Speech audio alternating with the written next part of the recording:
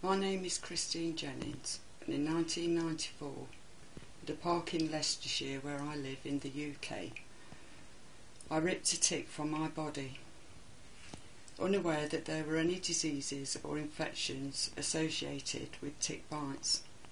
Indeed, it wasn't until 3 years later, after a long list of symptoms had developed and all normality was gradually disappearing from my life, that I learnt of Lyme disease. I joked often that the cause of my illness was tick bite. I had the bullseye rash, and this was passed off at the time as being ringworm. The tick bite was dismissed, and as time went on and my difficulties grew and my life was significantly impaired by my problems with my mobility and my pain, that I asked my health authority in 1998 to look more closely at my long list of symptoms that had developed and the probable association with Lyme disease, given I'd ripped a tick from my body. And in 1993, a survey was done on this park by scientists who, aware of my concern for Lyme disease, gave me a copy of his report, which found there to be Lymes associated with this area, but at that time there were no warning signs. The only consolation that I have in this part of my story is that it was I that was affected and not one of my 4 young children at that time, although my condition has severely impacted on all their lives.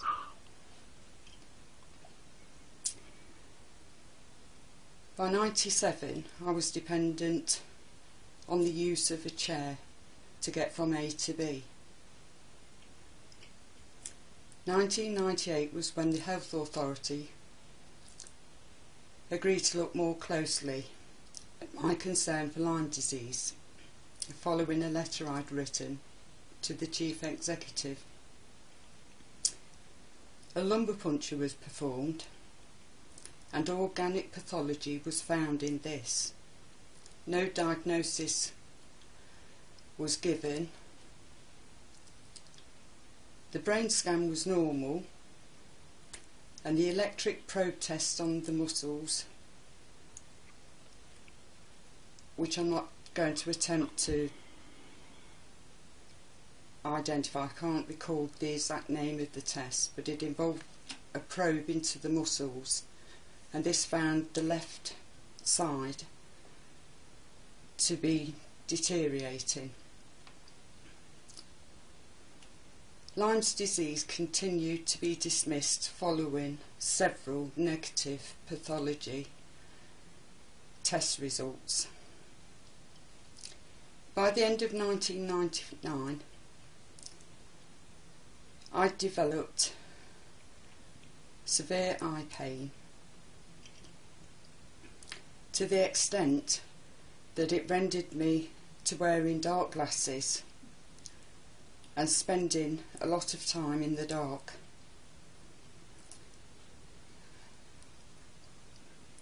Having already had my mobility severely affected, I was very concerned that any problems with my eyes should be addressed. I finally went to an optician's, given that my sight had not been directly affected at that time. It didn't occur to me that the eye pain would be as the result of eye problems, if that makes sense, because of the general condition that I was suffering and the accumulation of pain and problems with just about every part of my body. At the beginning of 2000, I was diagnosed with subcapsular cataracts. These were ignored until 2002, when, after persistent complaining of the eye pain and the problems associated with my eyes, I was referred back to the hospital, where I was offered cataract surgery.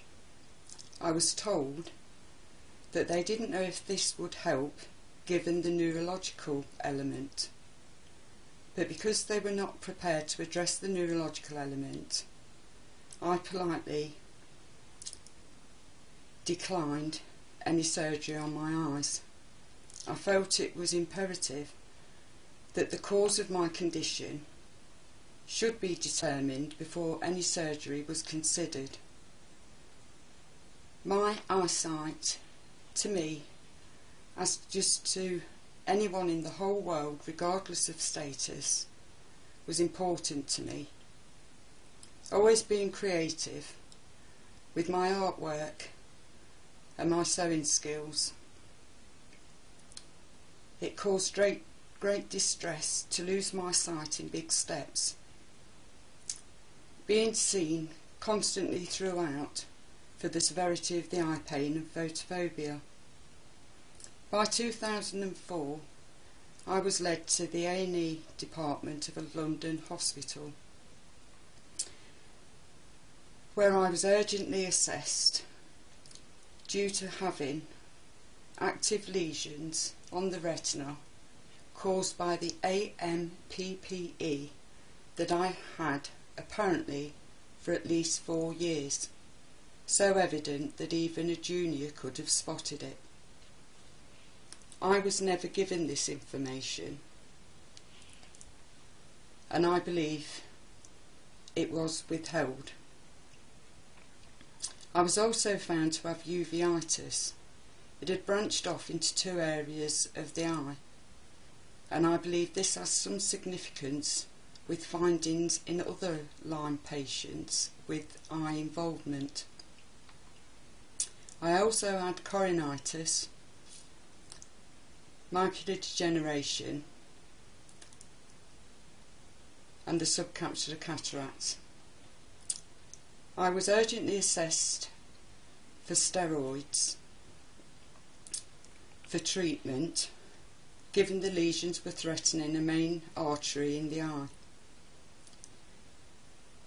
I have since been told that steroids should never be used with Lyme disease, but my concern was for my sight at that time, and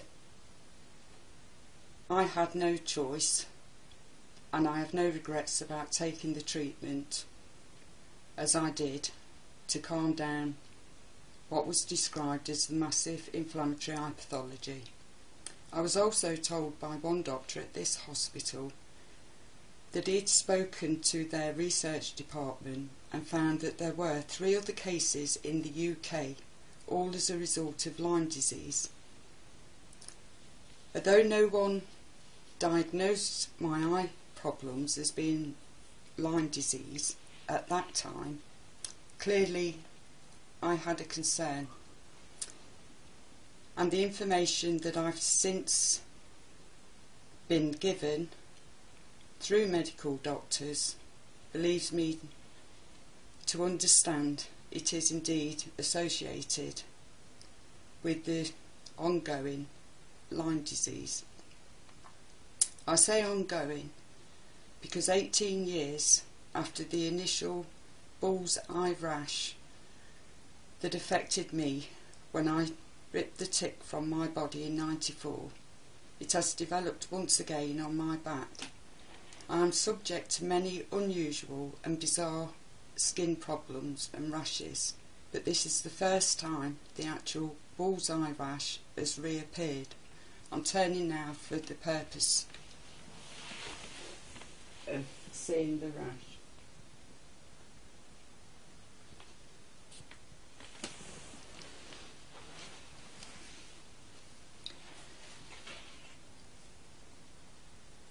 From when I was diagnosed with the massive inflammatory eye pathology in 2004, I was told that this hospital could not treat me because it was not just an eye problem. It was the result of there being something seriously wrong with the brain. Indeed, this was related back to my doctors and the health authority. Unfortunately, despite seeing another doctor in another major hospital who had some experience with Lyme disease, that had he just been looking at my eyes, he would not have known what to contribute all of this to, given I was in my early 40s at that time. But with the history of the tick bite, the fact I was in a wheelchair and the deteriorating problems, and no other condition or diagnosis being attributed to this, that he thought it was indeed the result of Lyme disease. He referred and made references to work he'd done in America. At that time, he told me that any eye surgery would be catastrophic and disastrous, and that even with the support of a neurologist and infectious diseases input, it would be difficult to find a time when it could be considered, as the surgery could lead the disease to go further into my brain and could result in glass eyes. Clearly I was devastated and deeply concerned for my sight, given that in a short few weeks I'd gone from being told I had a simple cataracts to what now seemed a devastating outlook for my future. I returned to this doctor a week later, only to be told he'd been asked to go down a different path. There was no acknowledgement of any of the information he'd given both I and my daughter the previous week. I was then encouraged, and I feel at times bullied, into having cataract surgery, which I declined. Since 2004, I have gone from one doctor to another with regards to my eyes. All I am being offered is cataract surgery on a day ward with no support.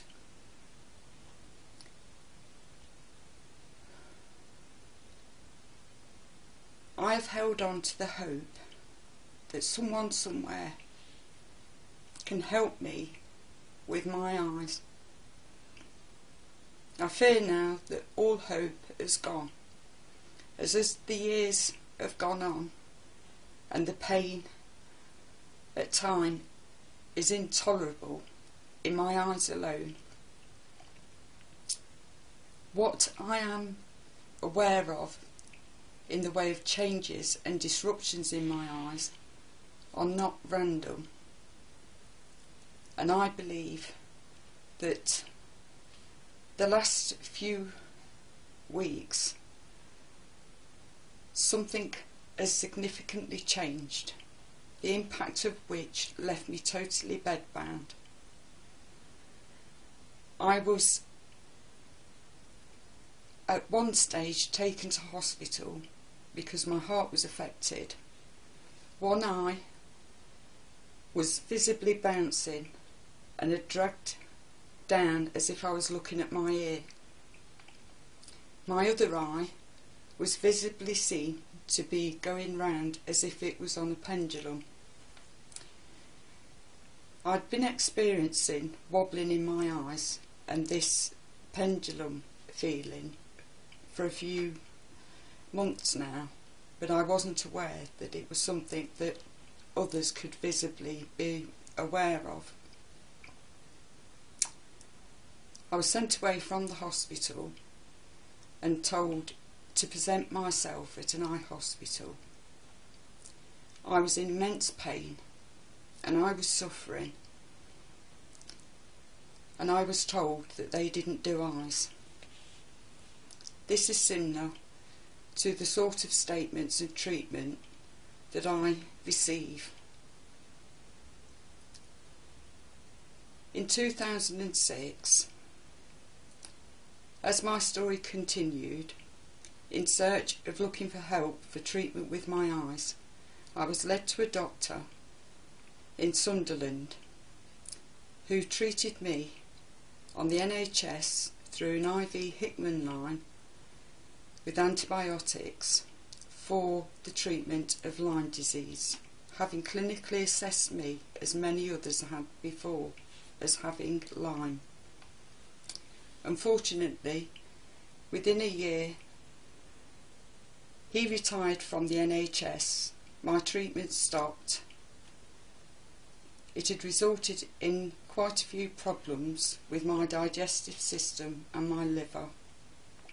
Lesions were found on my liver and found to be inflamed at this time. It was considered, that someone should assess my liver and restart the treatment.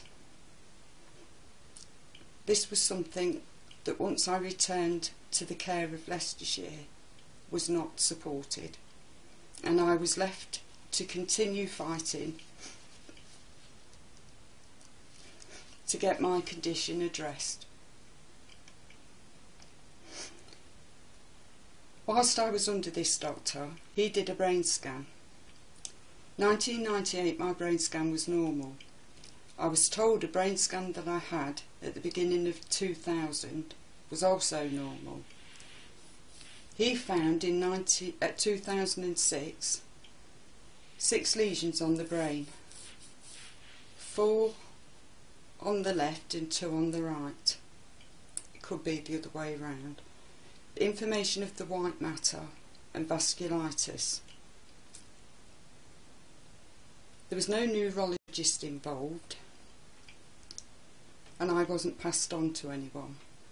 And despite several attempts to get my situation addressed, I've never been able to get a neurologist to address the neurological side of my condition.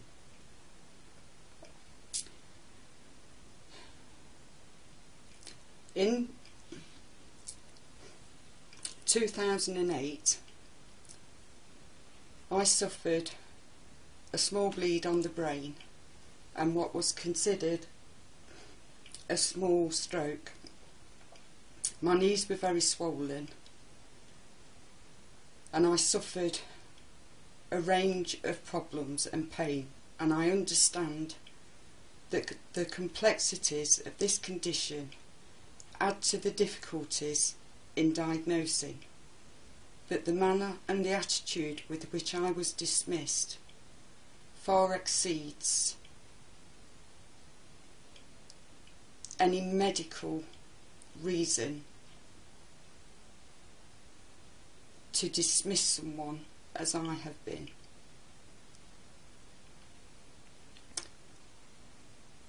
In 2008, I had another brain scan.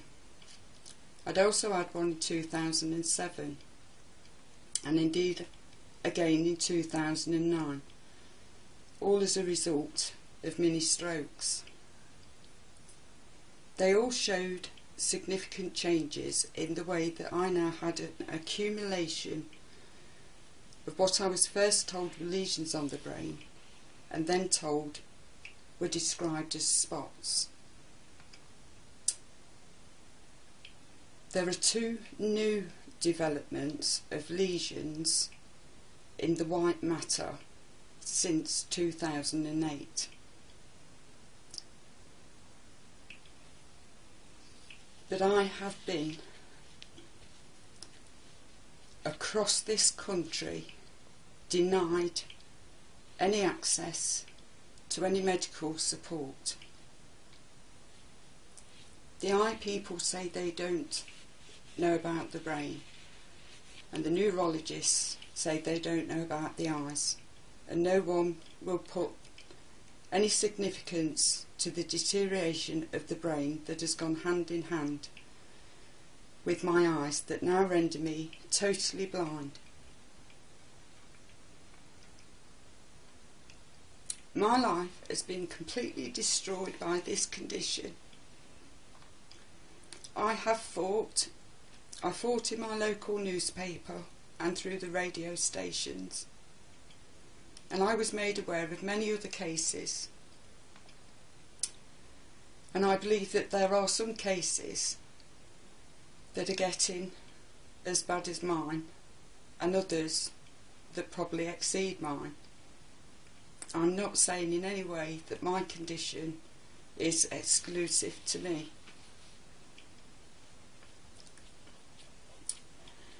My concern is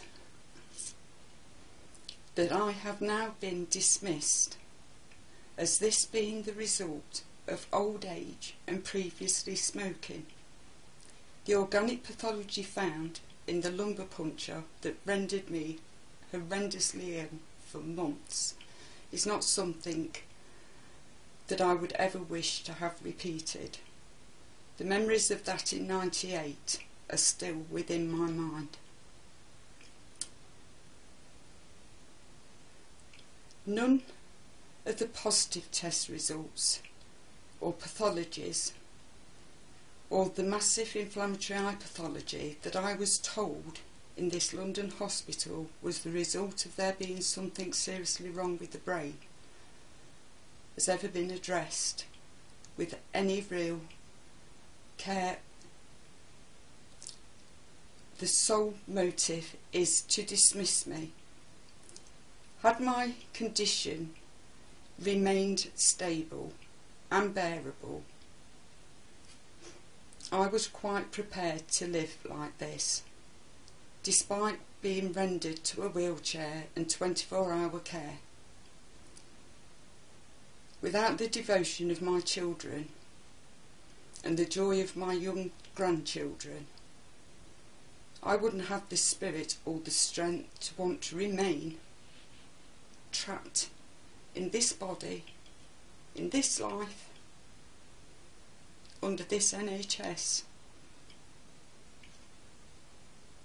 I don't know what it is that renders somebody to be condemned as unworthy of any care or compassion as I have through Lyme disease. I have every faith in the NHS, and I think it's a great British institution. I have many reasons within my family to be thankful that we have the expertise and the knowledge that we do in the medical profession in this country. But when it comes to Lyme disease,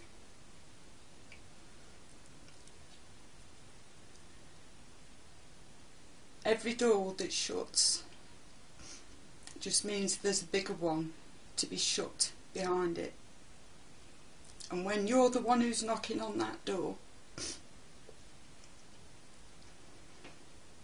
it's the hardest situation to be in.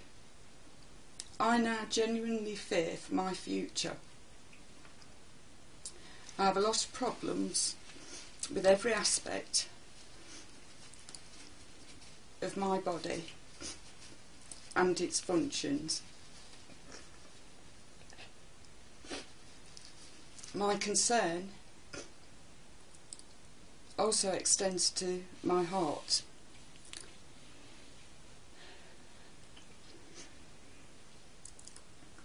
And it has been noted that my heart is constantly racing, and I can get breathless even when I'm just sitting or laying.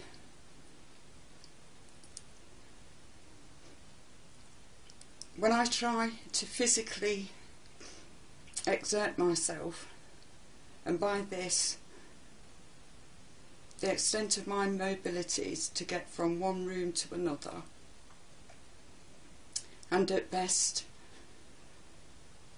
to the garden. It can lead to days of horrendous pain and muscle problems, but I constantly try to push through barriers and keep my mind active and my will strong, because I'm not just a number, and I might not have any status, and I might not be highly educated, but I'm a mother to 4 of the most caring and loving children, and 3 of the most beautiful grandchildren anyone could wish for. I want to be here to share their lives for as long as possible. My life has considerably and significantly impacted on their lives, and I regret this deeply. They have continued to support me without any support themselves from any medical source. And now being told that this is the result of being old and previously smoking, it deeply distresses me as to what my future will now be. If anyone can help and identify this rash of being that is undoubtedly contributed and associated with Lyme disease, it might in some way help me to reach out to those in the medical profession to start looking at me in a different light. No money in the world could give me what I've lost, and I have all that I need in my family and my home. I'm fighting for my life, which I believe will end far quicker than God intended. If I should die prematurely,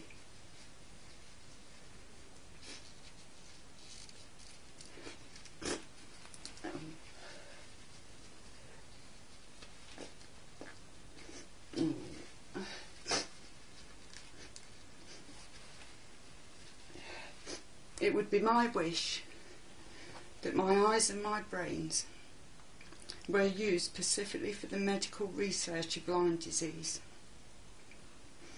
if only to help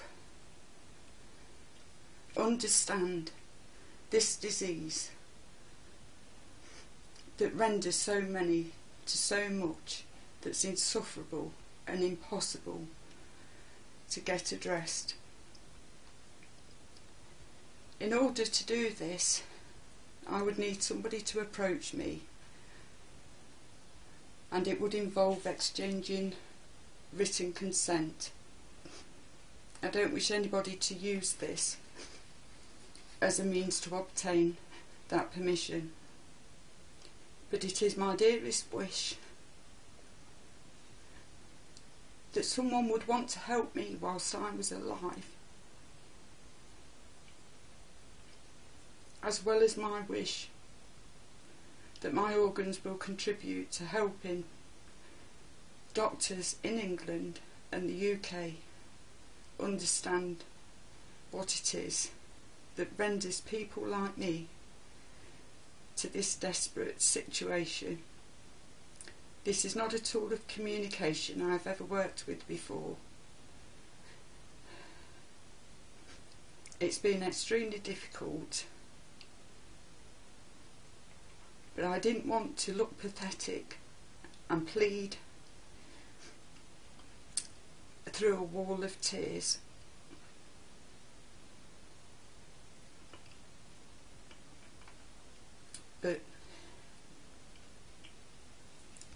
anyone who's been touched by this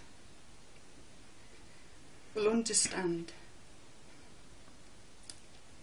that it's not just this disease you have to live with, and the insufferable attitudes of the ignorance that surrounds Lyme disease, and the medical unwillingness to help people. And I don't say this is something that is written in stone.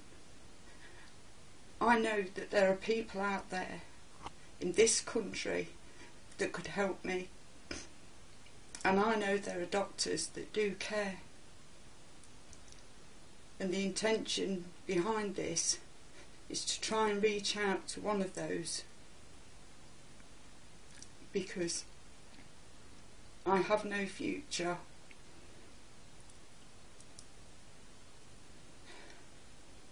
if the current attitude persists. This isn't as a result of old age or previously smoking.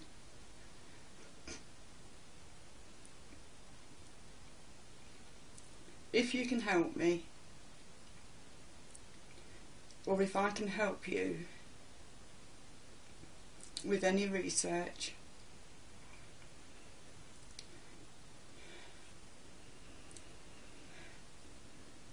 I would be happy to hear from you. My daughter's going to give you an email address, and I sincerely thank everybody and anybody who listens to this that might be able to pass my story on and my plea for help. And if it achieves nothing else, I hope it achieves some awareness.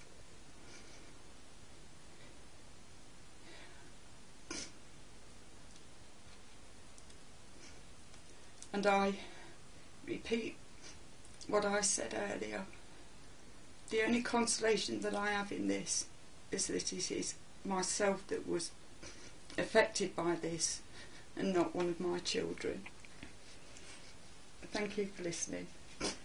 The email address to contact is Sunny, spelt SUNNY, _Becks, spelt BECKS, @hotmail.com. Thank you. Thank you.